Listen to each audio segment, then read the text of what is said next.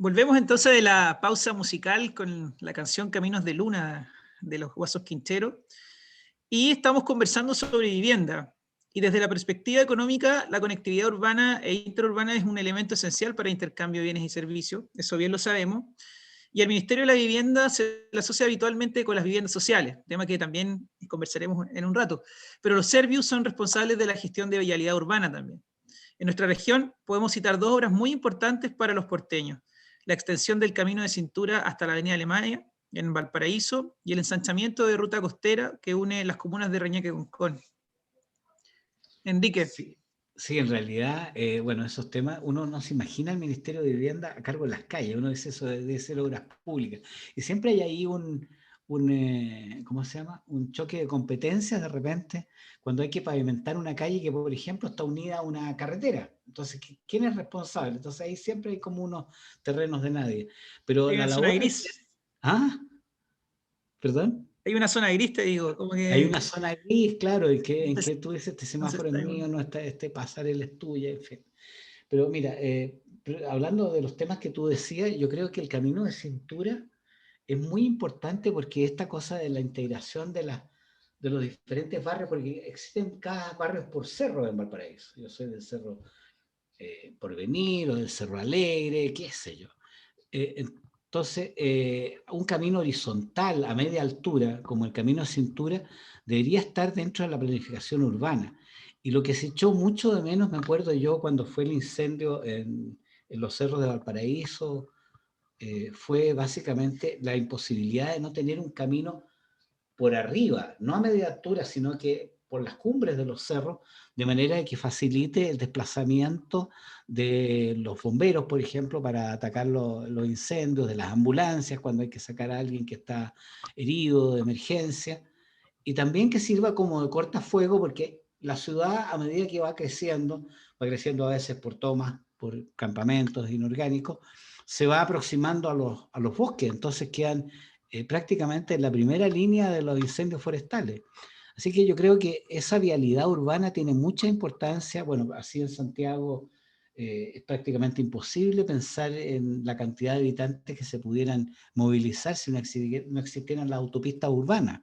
Yo, análogamente, en Valparaíso, la primera gran obra fue la Avenida España, que se ensanchó para dar curso a este tráfico habitual de vehículos entre Valparaíso y Viña del Mar, y después el camino, esta autopista que une con los pueblos del interior, digamos, hasta Quillota, que finalmente llega hasta la 5 Norte. Entonces, estos ejes de vialidad son cada vez más importantes porque la cantidad de autos ha aumentado exponencialmente y todas las redes comerciales que tú dices tienen que llegar a todos los vecinos, a los vecinos de los más del interior, los que están en la punta del cerro y los que están en el borde costero.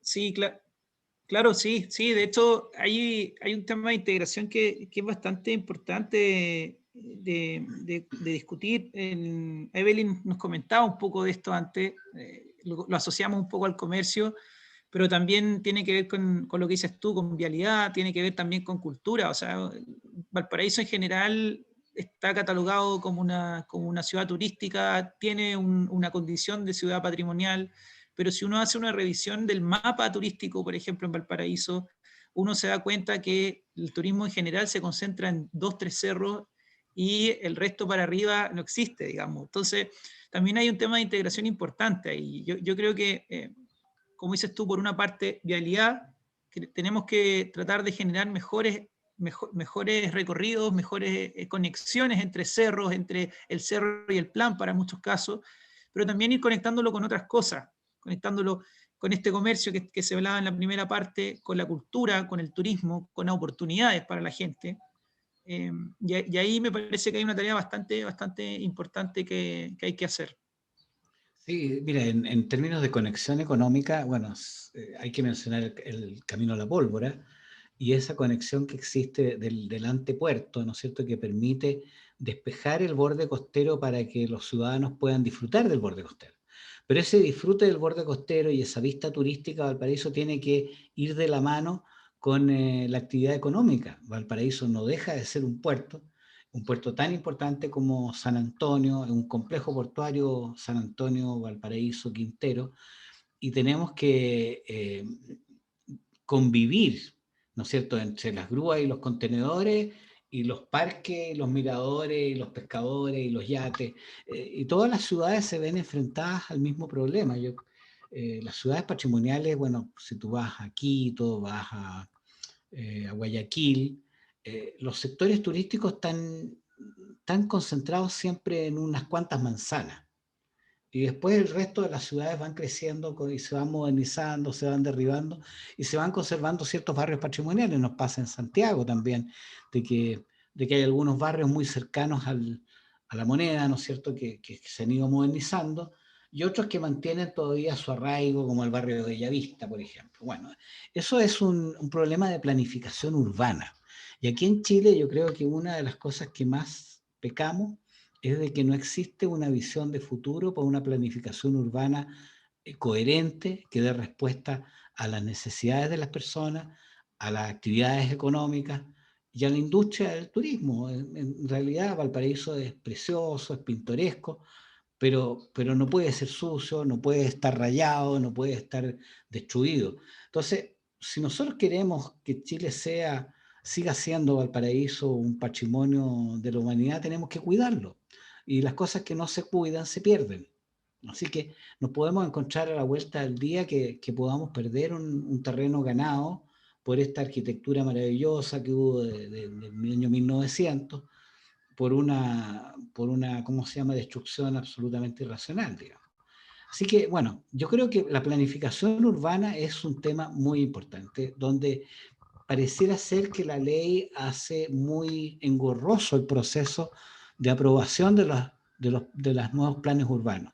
Las consultas que van para una y otra dirección pasan por 14 ventanillas y finalmente cuando se aprueba ya la ciudad cambió. Entonces, en Chile existen muchos planes urbanos, planificaciones urbanas que están, planos reguladores que le llaman, están absolutamente obsoletos, porque no se han puesto al día con cómo han ido cambiando las ciudades, cómo han ido cambiando las actividades económicas de cada ciudad. Sí, no, yo comparto. De hecho, hay un tema súper complejo que al final Valparaíso no ha sido capaz de zanjar, y finalmente es ¿qué Valparaíso queremos?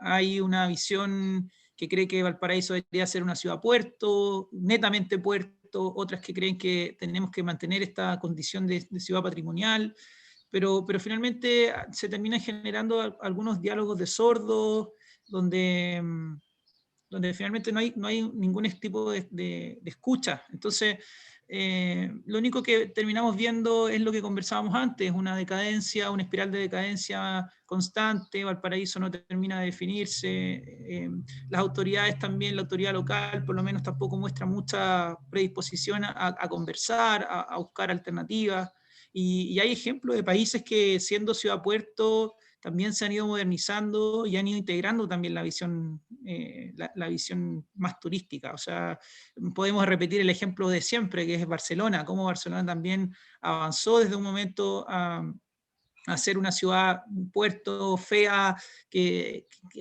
no tenía mucho brillo, y los Juegos Olímpicos del 92 generaron un impulso importante, y hoy, bueno, tienen a Messi, entre otras cosas, tienen a una ciudad que puede integrar, que ha ido integrando finalmente el puerto con el turismo en una armonía de progreso. Entonces, yo creo que Valparaíso, sin duda, yo no creo que se deba a esa conversación, porque esa conversación ha existido y se mantiene existiendo. Yo creo que lo que falta es que exista más voluntad desde distintos actores a escuchar más y a buscar una solución que sea más allá de intereses políticos o personales, sino que un pro de hacer que la comuna esté mejor. Si no, vamos a seguir un poco en la misma inercia que vivimos hoy. Sí, eso tiene que darse en las dos variantes que conversamos, en la variante de la vialidad urbana y en la variante de los programas habitacionales. Esta buena noticia, bueno, tenemos que dar alguna buena noticia después de lamentarnos tanto de lo que está pasando en Valparaíso, es que viene esta inversión de 22.000 millones de pesos para poder comprar terrenos y desarrollar nuevas viviendas. Ahora, el problema de la vivienda, básicamente, de la vivienda social, hay como dos grandes temas. Un tema tiene que ver con el recurso suelo. Normalmente las viviendas sociales disponen de poco presupuesto para comprar paños que estén urbanizados.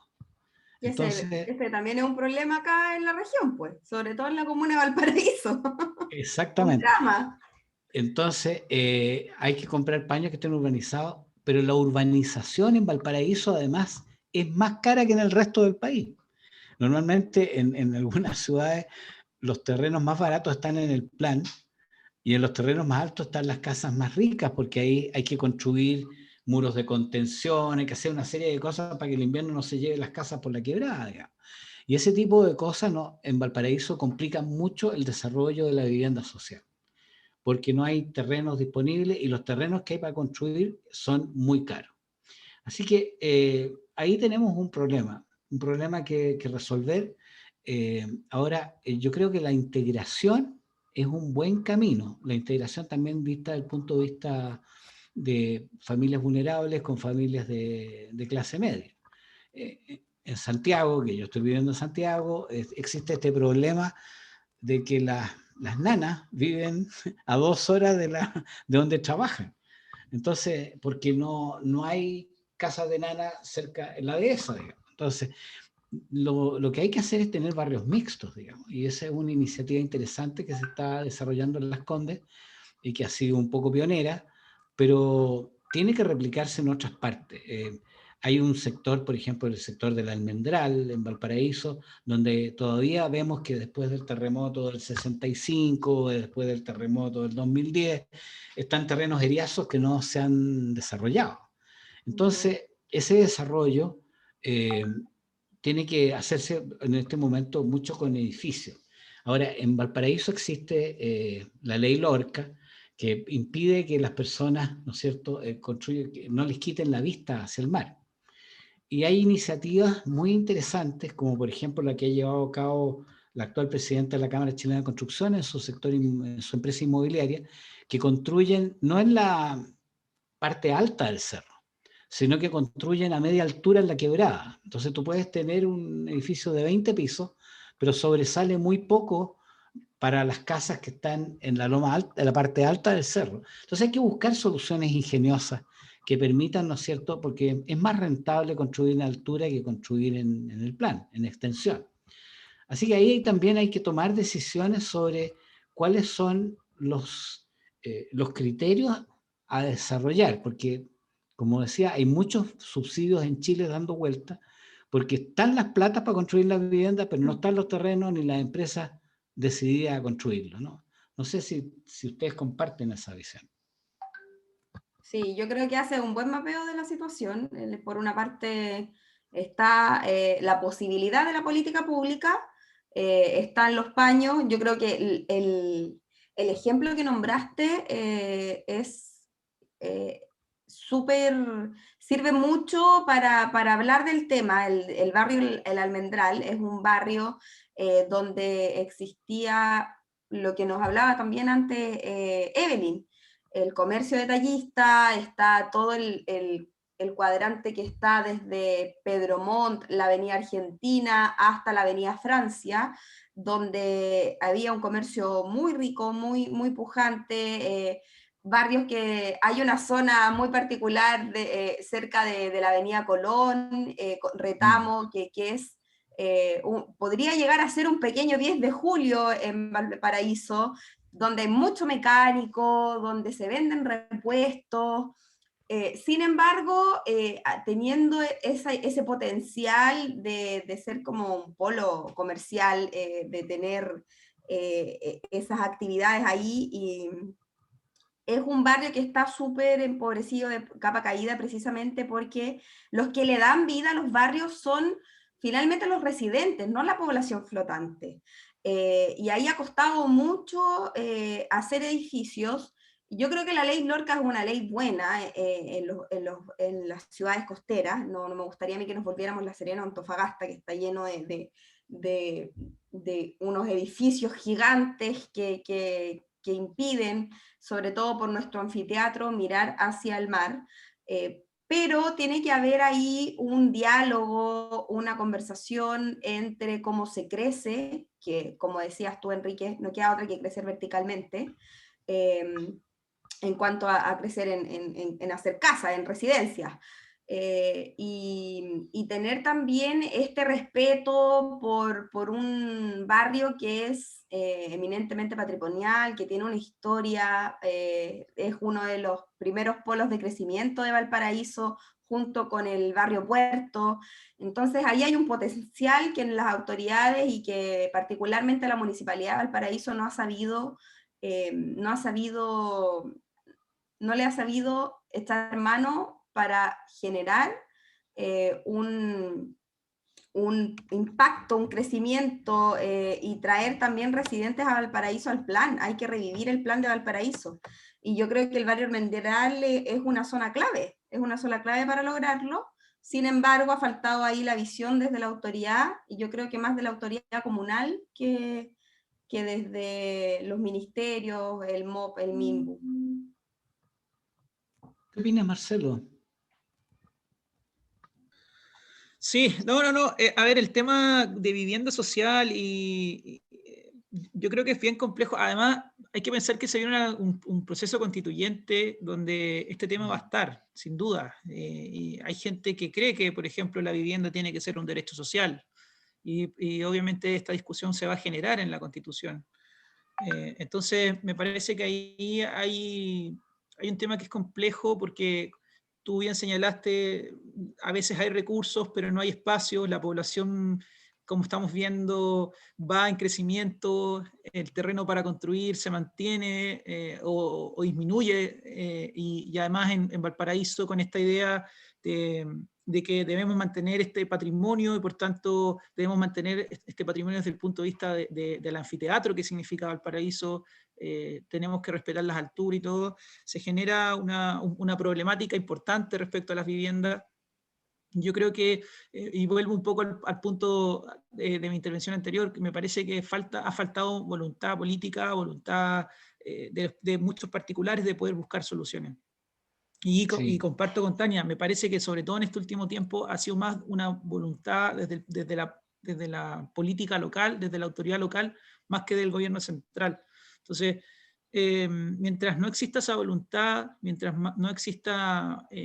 aquí yo recuerdo un poco una columna que escribió Iván Poduje hace un tiempo atrás, que se llamaba Valpo está matando Valparaíso, y donde él al final lo que hacía era hacer esta diferencia entre el Valpo patrimonial, esta como mística que existe respecto a ese Valparaíso, estaba matando al Valparaíso que es el Valparaíso que está todos los días trabajando, a la gente que tiene que moverse entre los cerros, entre el cerro y el plan. Y claro, mientras exista esa lógica de que las cosas tienen que mantenerse igual porque Valparaíso es una ciudad patrimonial y por tanto no se puede tocar nada, vamos a seguir con el problema de las viviendas sociales, a mí me parece. Sí, a lo mejor el problema va más allá que la vivienda, va esta polarización extrema que se ha instalado en nuestra sociedad. Nadie, como que se destruyeron los centros, entonces las personas están o a favor o absolutamente en contra. Entonces cuesta mucho dar un paso cada uno para llegar a una solución de compromiso. Y eso es como típico de las sociedades que progresan. Digamos, el comercio se basa básicamente en la transacción, en poder ceder un interés frente a otro. Pero esto de colocarse a la defensiva una posición absolutamente intransigente, lo que hace finalmente es que el país no progrese. Yo creo que lo que habría que las organizaciones civiles, más que las políticas, sin ideologización, deberían generar, digamos, espacios. Hay una organización que Piensa, se llama, de Valparaíso, ¿no es cierto? Fundación Piensa. La Fundación Piensa, ¿no es cierto? Deberíamos tener varias fundaciones que pensaran y ofrecieran soluciones razonables, que permitan conciliar los intereses que muchas veces están contrapuestos. Oye, yo creo que se nos está comenzando a ir el tiempo rápidamente, y algo tenías que decir tú, Tania. Sí, quiero hacer el último punto respecto a esto para ir cerrándole. Yo creo que mucho del deterioro de nuestra ciudad con razón del estallido social, la muerte de la calle Condel, el no haber sido capaces de reactivar Pedro Montt, el que tengamos esta falta de crecimiento y que no haya proyectos en Valparaíso, se debe precisamente a esta alcaldía ciudadana que se ha negado constantemente a generar puentes de reactivación con una lógica de cooperación entre lo público y lo privado. Esta idea de que desde la municipalidad se puede hacer todo lo que se quiera sin contar con los privados, porque la empresa privada vendría siendo el demonio, está muy errada y nos trae y nos tiene como está. Si no tuviéramos el estallido social, yo creo que Valparaíso estaría de la misma forma, estaría en esta misma encrucijada de que el Valpo está matando a Valparaíso, precisamente porque se ha negado la lógica de cooperación entre lo público y lo privado, y la Municipalidad de Valparaíso, la Municipalidad Ciudadana, la Alcaldía Ciudadana se ha empeñado en no cooperar y ve a los emprendedores y a los empresarios de la región como quienes tienen que venir a salvarlo. A mí me resulta paradójico que Jorge Sharp,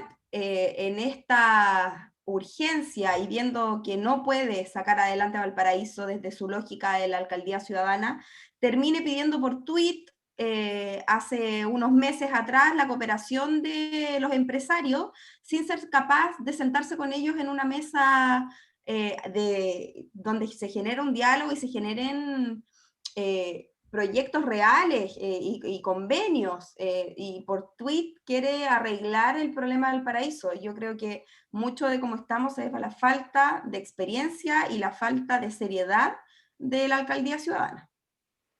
Sí, yo estando lejos de la situación, me parece que tu diagnóstico es bastante certero. Bueno, ahora que estamos cerrando el programa, yo quería mencionar un tema que pudiera ser una buena noticia. Bueno, el expresidente Eduardo Frei Montalva, que finalmente la justicia determinó que murió consecuencia de una infección generalizada, se refería al cobre como la viga maestra de la economía. Durante el gobierno militar se promovieron las exportaciones de productos naturales por lo que llamaban las ventajas comparativas o competitivas. Y en los gobiernos posteriores Chile se ha consolidado, pese a los continuos desastres naturales, como una economía sólida de América Latina. Ahora la revolución digital tiene nuevos desafíos para el siglo XXI, lo estamos viendo todos los días. La automatización de los procesos, la robotización y la inteligencia artificial de repente amenazan los empleos tradicionales y hay que desarrollar imaginación para encontrar soluciones. En ese escenario, la buena noticia es que durante el año 2020 los investigadores chilenos aportaron al mundo más de, ojo, 19.000 publicaciones en revistas científicas, 2.000 más que el año anterior. Eso significa que estamos en un buen pie para enfrentar los cambios tecnológicos que vamos conociendo día a día. La otra buena noticia, especialmente para nosotros de la tercera edad, es que el ISP autorizó la inoculación de la vacuna Sinovac para los mayores de 60 años, de la cual llegarán 2 millones de dosis en los próximos días y otros tantos millones en los próximos meses. Bueno, amigos de la tercera edad, vayan preparando el brazo porque hay que ir a vacunarse. Y será, si Dios quiere, hasta el próximo jueves. Feliz fin de semana, disfruten de la playa, pero con precaución. Nos vemos el próximo jueves, Enrique. Chao, Marcelo. Chao, Tania, un agrado una vez más haber compartido con ustedes. Muy buenas noticias. Ya, y esperar que el calor de la conversación haya atenuado el frío en Osorno. Ya, ok, será hasta la próxima, queridos auditores.